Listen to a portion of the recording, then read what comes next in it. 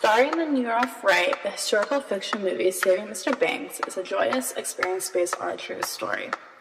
The producers of the movie wanted to visualize the story of Mary Poppins and how much energy it took to set a high standard for their audience. P.L. Travers, the woman behind the brains of Mary Poppins, was very reluctant to hand over her story to Walt Disney.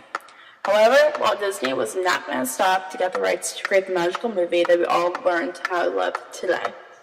With P.L. Travers' stubborn personality, this true story shows the love she has as a child and how much of a royal family meant to her.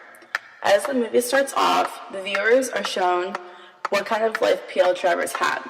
As a young girl, she was very attached to her father, who was a banker, and looked up to him a lot.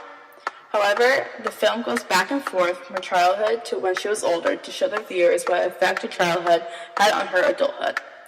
Miss Travers' father was a goofy guy who was an alcoholic that cared more about imagination and played games than his work. Because he was not all that serious about supporting for his family, he was laid off a lot and moved around more than you can imagine. Instead of staying at the office for hours to support his wonderful family, he went to bars with his friends and drank until he could not remember who he was. Despite who this little girl was, the producers also did not explain who her publicist was either. Lastly, the producers put this magical movie in perspective for their audience so they can understand the making of Mary Poppins. They captured her stubbornness at the beginning and her down-to-earth personality perfectly, as well as her vulnerability, giving the rights of the book to Walt Disney. I recommend this film to the viewers because it was a heartfelt movie.